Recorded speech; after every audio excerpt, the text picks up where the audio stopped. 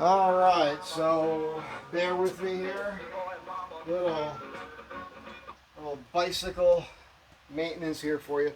Just a couple days ago, I noticed as I was pedaling, I was missing. I was pedaling, I'd miss on the cranks. There's like a weak spot in the crank pull, and 9 times out of 10, that's a loose bottom bracket. So I grabbed this yesterday and I moved it. This is your crank, and that's the test for this. Is you just want to move this way.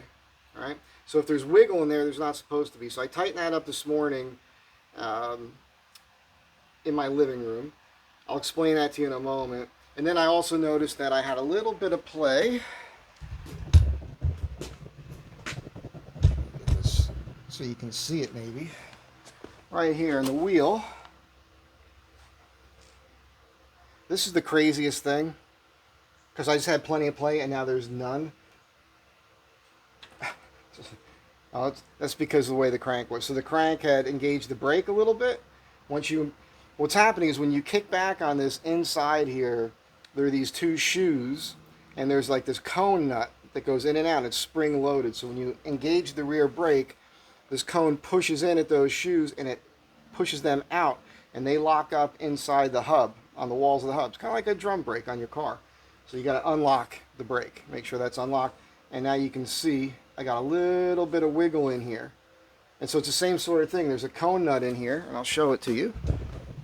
So you got to zoom in on that, or let's just do it this way so I can point to it. And I really got to get back to work here, but I have to take care of this too. All right.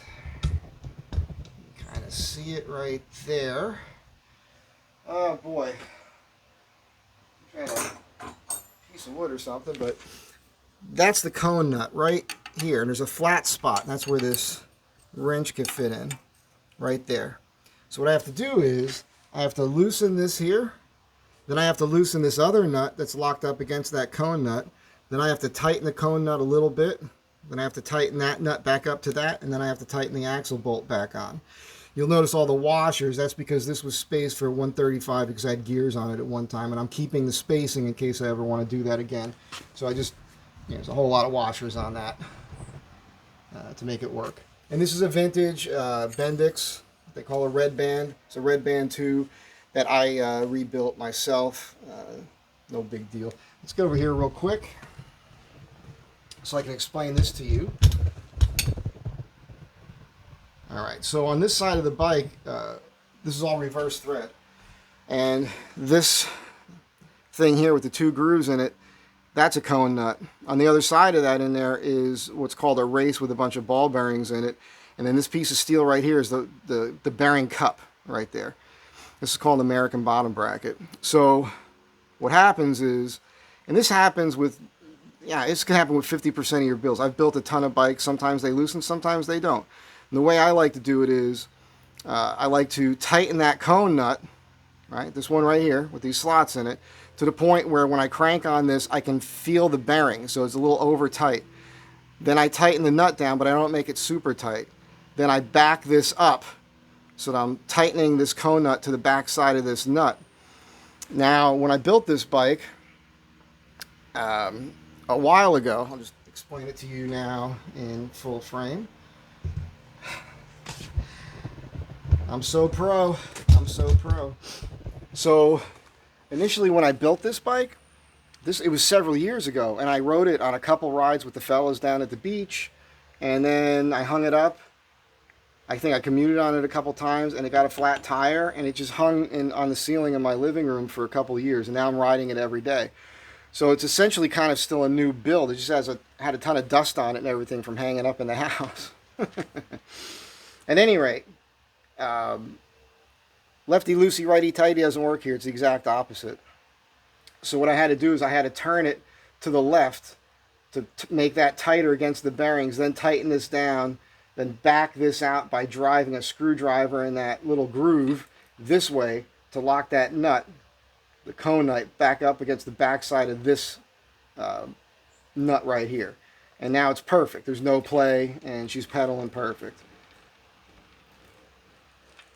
All right, so I'm just showing you that because from time to time with this style of bicycle, you're going to have to do that. And you have to understand it, because if you keep riding, this is what the point I wanted to drive home. If you keep riding with a crank that's loose, or a rear axle here with a coaster brake that's loose, what's going to happen is things are going to wear unevenly, and then they're going to start falling apart and failing. And worse yet, you damage those parts. So when a guy like me comes along and he buys your old bike, and now I got to go in there and work on it, sometimes I've got to replace the whole bearing cup now, because some joker didn't know about this and he rode around like that, and now he's worn out the race cup, or the the bearing cup in the bottom bracket. And the same thing goes for the rear coaster brake. You wear those parts out, now you got to find those parts. I have a bucket of old Bendix parts that I can pick from. So that's the thing. So I'm going to go ahead and I'm going to fix this rear wheel right now, and you don't need to watch me do that, I don't think. I just want to get it done so I can get back to work. Do it now, as soon as I get here, so that, I'll just try it. I don't know what it looks like on camera. Give it a shot here. Normally, it's probably smarter to take the whole wheel off, but I'm going to attempt to do this with the wheel on in an effort to save time. This is the Schwinn, original Schwinn nut on here, which is an 11/16. At least that's the wrench that works on it. I don't have the proper bike wrench for this inner nut, so I'm going to use this. There we go. It's a relatively thin Crescent, made in the USA wrench here. And now we're going to attempt to tighten that cone nut up a little bit. That was a lot. It was probably more than I should have went there. Yeah, this is the problem with not having the right wrenches, because you want to hold one while you're doing the other, and you can't really do it with this system. Let's just see what that does. As long as it spins freely. Still got some.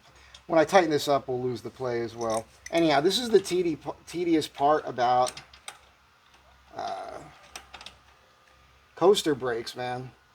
And a lot of people don't want to screw with these things because of it. And most people don't ever want to take the time to get it right either. And of course, we have to eyeball our spacing in the frame, keeping in mind that this is a 2.4 tire. It's a very fat tire. Just barely fits in there.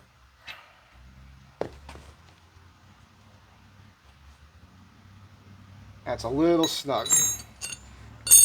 I'll loosen this up a hair. Just a hair. That'll stop me from loosening this part up too much.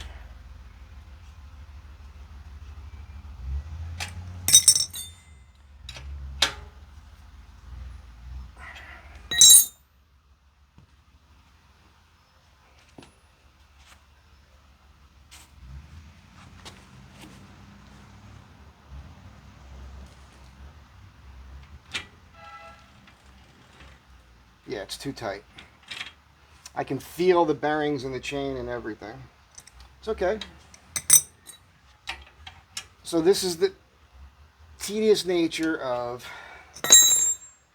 owning this stuff. There we go, that just released. It's a little back and forth, double check my spacing, tighten this nut down. So that's all this is, man. You know, but you have to understand it. You just have to.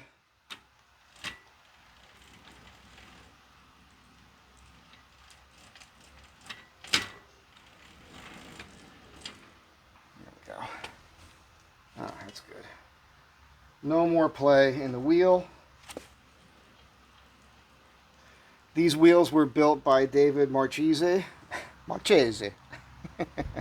For me, I asked him to do it for me. These are all the Raya 7X double wall mountain bike hoops. And that's the thing. That's all it is. It's a little tediousness. You got to go back and forth with it a little bit. There's probably pro bike guys out there that'll make comments about how I could do it better. But this works. So I'm done. That's it.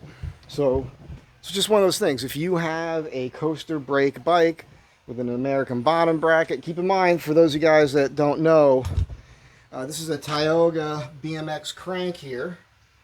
It's a 175 millimeter, meaning that's the length from the end of it to the center here. On a Schwinn standard, it's 165 millimeters, so it's 10 millimeters longer. That's how I'm able to deal with a 46 tooth sprocket up front and a 16 on the rear, which is, I think it's perfect in the city, because if I want to really crank on it, man, I can crank on it.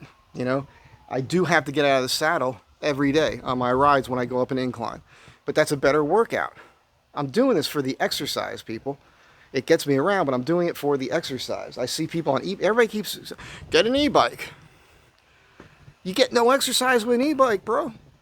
You get out there, but you can still be a fat tub of goo on an e-bike. You know what I'm saying? This burns calories. Bicycle, fountain of youth.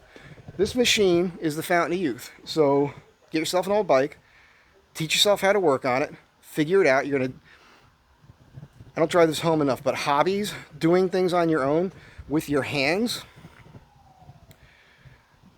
changes your brain. Instead of just buying new shit when it breaks and garbage, it's usually not as good as the stuff you originally had. Get the old stuff, take it apart, clean it up, figure it out, put it back together, improve upon it, make it better, figure out how to make it work for you specifically. This bike is designed, built, sized for me. When I've built bikes for other people in the past, that's what I do for them. I ask them how tall they are, what they weigh, what they want to do with the bike, and then I build the bike for those specifications. So now you know, but I'm just telling you, man, doing things with your hands and thinking things out, it just turns gears in your brain. It keeps those synapses going. It keeps you young, keeps your mind vitalized, and just remember, eat a steak. Eat a steak once in a while. Feed your brain the proper food. That's it. You guys have a great day. Be kind to one another.